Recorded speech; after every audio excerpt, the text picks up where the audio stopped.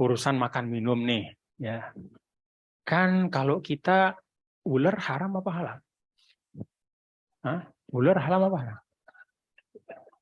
Enggak nih saya tanya nih, ular haram apa halal? Hmm? Ular, hah? Kalajengking, haram apa halal? Enggak, ini saya tanya ibu nih. Bu, kok ibu jadi ragu nih? Ular haram apa halal? Ada yang pernah makan ular nggak? Hah? Kan kalau enggak, bukan pengobatan Bu, ini hukum asalnya nih. Halal apa haram? Kalau kita belajar hukum, kita kan di Indonesia ini rata-rata mazhab Syafi'i kan. Ya memang cocok mazhab Syafi'i buat kita. Lalu kita mengatakan apa? Ular itu haram. Iya, oke. Tapi nah, ada mazhab lain yang juga itu kredibel. Ya. Misalnya mazhab Maliki. Dia mengatakan, enggak, ular itu halal. Asal disembelih dengan sembelihan yang benar. Bismillahirrahmanirrahim. Tapi jangan dicoba lah. Nah, kenapa pertanyaannya? Ya. Tikus halal apa haram? Enggak, ini nanya aja nih Bu. Halal apa haram?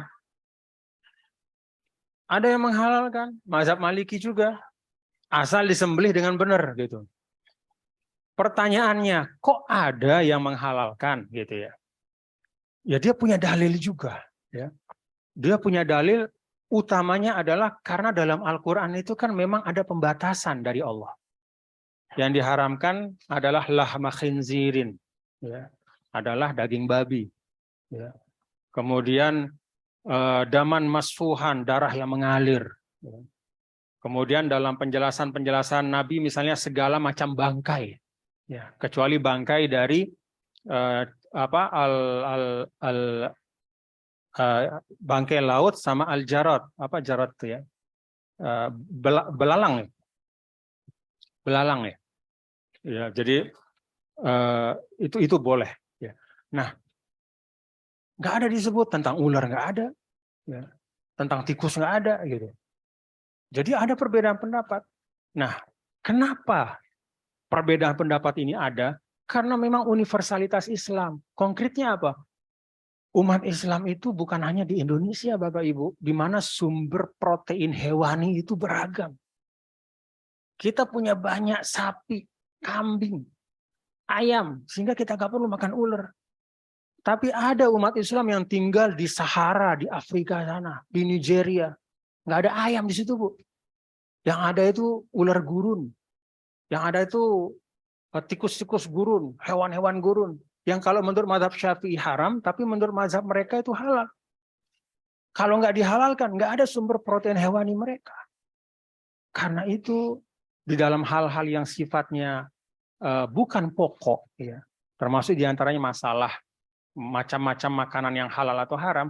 Kalau ada orang yang mengkonsumsi itu, ya, di tempat tertentu, ya, sesuai dengan mazhabnya, gitu ya, dengan caranya disembelih benar, karena memang nggak ada protein hewani, ya udah nggak apa-apa.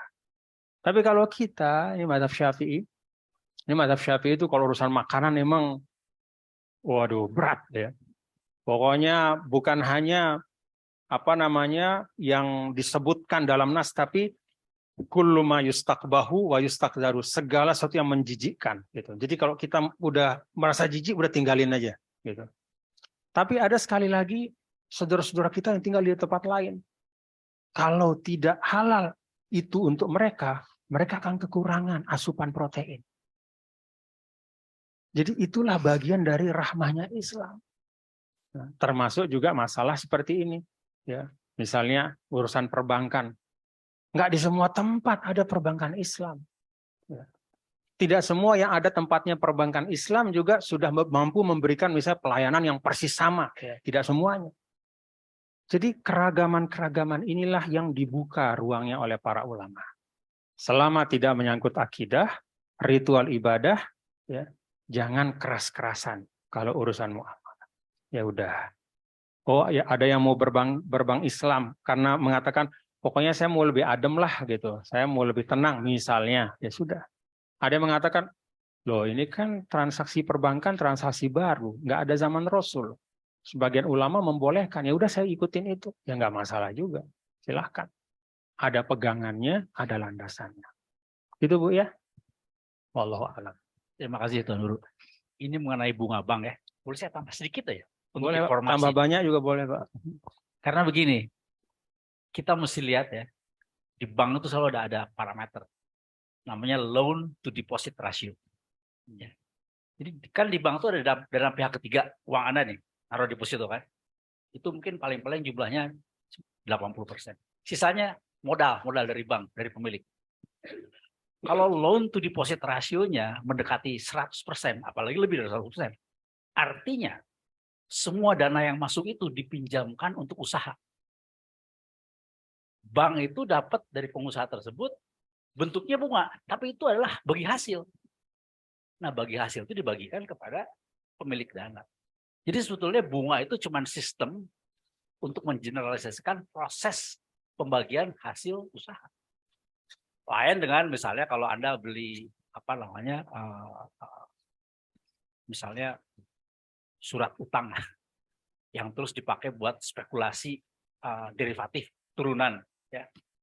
Nah itu bukan bagi hasil itu. Atau Anda pinjemin uang ke teman ngebungain buat uang sekolah, mungkin itu ya bukan bagi hasil. Tapi yang jelas kalau di bank selama loan to deposit rasionya di atas atau mendekati 100%, itu sudah pasti yang Anda terima itu adalah bagi hasil. Karena itu bagian dari usaha yang dipakai untuk mendrive ekonomi negara ini. Itu ya teman-teman. Terima kasih.